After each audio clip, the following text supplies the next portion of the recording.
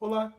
Neste vídeo nós vamos retomar o estudo da ideia de justiça ao longo da história e eu vou tratar sobre o utilitarismo. Para nós entendermos o utilitarismo, nós precisamos relembrar as ideias de um grego já estudado aqui no canal, o Epicuro. Como nós vimos, o epicurismo é uma filosofia de busca pela felicidade. Então, os homens serão felizes se eles experimentarem a ausência de dor e a busca do prazer. Basicamente é isso que nos diz o epicurismo. E é exatamente essa ideia, a busca pela felicidade, a eliminação da dor e a busca pelo prazer, o que está por trás da filosofia utilitarista. Mas só para você entender, e aqui estou fazendo uma simplificação bem grosseira, tá? O Epicuro estava mais preocupado em tratar das pessoas, dos indivíduos. Era como se ele utilizasse um individualismo metodológico.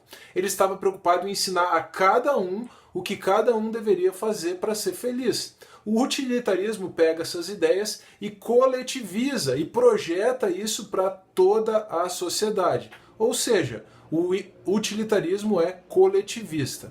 Ai, esse coletivismo, viu? O utilitarismo surgiu num momento em que a ideia de direito natural estava sendo abandonada, entre os séculos XVIII e XIX. Mas esse abandono da ideia de direito natural é assunto para nós tratarmos em outro momento. O utilitarismo tem dois grandes pensadores, dois grandes autores nesse momento inicial. O primeiro é Jeremy Bentham e o segundo é John Stuart Mill.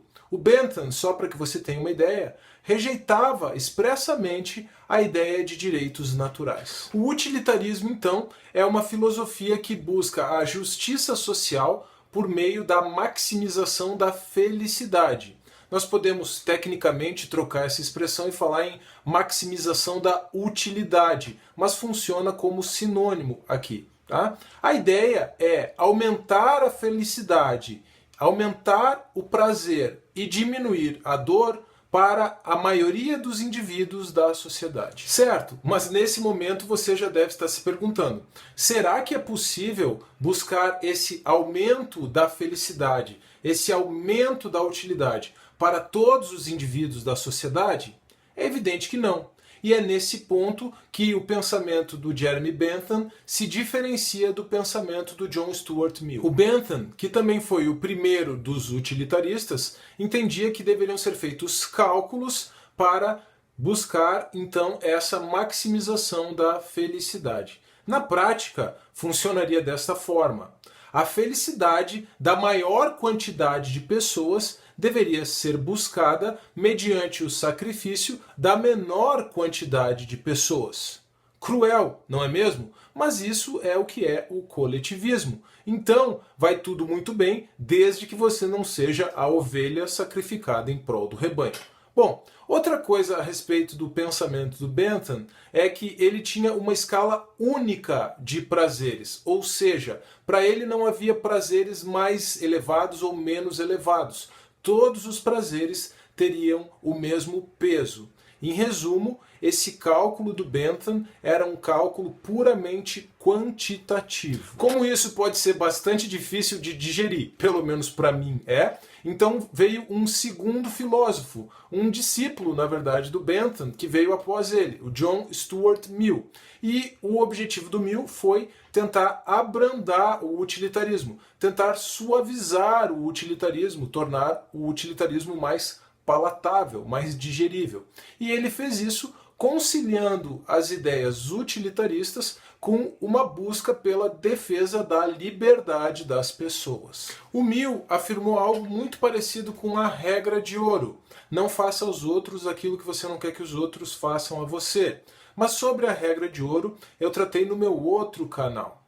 E ao falar algo muito parecido com a regra de ouro, ao buscar as suas bases na regra de ouro, o Mill afirmou que as pessoas eram livres para fazerem o que quisessem, desde que elas não fizessem mal às outras pessoas. Ah, começou a melhorar, mas calma, não é bem assim. O Mill era um utilitarista, então, apesar dessa defesa dele pela liberdade, dessa busca dele pela defesa da liberdade das pessoas, ele vai dizer, no final das contas, que as pessoas só serão verdadeiramente felizes e, portanto, só agirão de forma verdadeiramente livre se agirem buscando a maximização da felicidade, buscando diminuir a dor e aumentar o prazer a partir de cálculos utilitaristas, a partir daquilo que o utilitarismo diz que é melhor para aquela pessoa. Como que isso se projeta para a vida em sociedade, nós já veremos. Então, se você quiser ser feliz,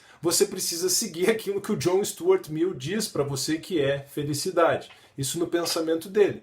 E essa filosofia utilitarista, com essa forma, né, de dizer que não é qualquer busca pelo prazer, mas é a busca pelos prazeres certos e a rejeição também da dor, mas a busca pelos prazeres certos é que promove a maximização da felicidade. Essa ideia continua dando ao Estado, né, ao governo, ao poder central, a autoridade de dizer para as pessoas o que elas devem ou não fazer, com essa intenção um tanto contraditória, é verdade, de respeito à liberdade desses próprios indivíduos. Bom, o Mill faz isso então defendendo a maximização da utilidade no longo prazo, ou seja, você não pode apenas considerar indivíduos a busca pela satisfação daquele indivíduo, mas você deve pensar na busca pela satisfação de toda a sociedade. E mais do que isso, o Mill ele defende, diferentemente do Bentham, uma escala de prazeres, ou seja, haveria prazeres que são abomináveis, e um exemplo disso é um prazer que faça mal a uma outra pessoa. E esses prazeres, em razão da defesa dele da liberdade, não devem ser buscados. Por exemplo, o estupro pode até causar prazer a uma pessoa, mas ele claramente causa dor a outra, e por isso esse prazer não deve jamais ser buscado. Esse prazer não entra na escala de prazeres do utilitarismo do Mill. Então essa busca pelo prazer na escala do John Stuart Mill é uma busca qualitativa, diferentemente daquela busca pelos prazeres do Bentham, que é uma busca apenas quantitativa. Nós já vimos que o Bentham era contra os direitos naturais. E cuidado, eu estou falando aqui em direito natural e não em direitos humanos ou direitos fundamentais. A nossa concepção corrente de direitos humanos ou de direitos fundamentais nega os direitos naturais. Mas é melhor eu explicar isso em outro vídeo. Então a gente já viu que o Bentham era contra os direitos naturais. O Mill, o John Stuart Mill, tenta humanizar um pouco o utilitarismo, porque ele traz a liberdade das pessoas para dentro da teoria. Com isso, o Mill não é nem, na verdade, um defensor da liberdade, porque é impossível querer defender a liberdade de verdade numa concepção coletivista, como é o utilitarismo, e ele também não é bem um utilitarista, porque ele acaba entrando em contradição com a ideia de maximização da utilidade, ele acaba entrando em contradição com as premissas coletivistas por trás do utilitarismo ao tentar defender a liberdade. Então, para resumir e encerrar, o utilitarismo é a filosofia da busca da felicidade ou da maximização da utilidade numa perspectiva coletivista para toda a coletividade.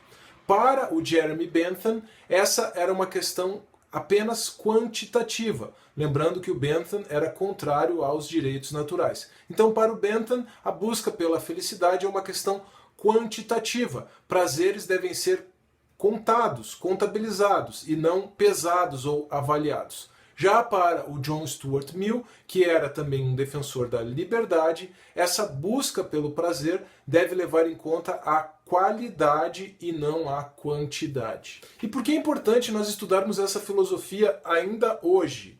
Apesar dela ter sido apresentada lá entre os séculos XVIII e XIX. Porque sempre que alguém fala em supremacia do interesse público sobre o particular, o que está por trás dessa afirmação é um cálculo utilitarista. Ou é simplesmente sem vergonhice mesmo, má intenção. Mas, do ponto de vista filosófico, é um cálculo utilitarista, é o coletivismo utilitarista. E mais do que isso, na verdade, enquanto teoria de justiça, enquanto teoria que justifica uma determinada organização social, o utilitarismo imperou solitário até que John Rawls apresentasse a sua teoria sobre a justiça, até que John Rawls apresentasse o seu liberalismo político, mas isso também é assunto para nós tratarmos numa outra oportunidade.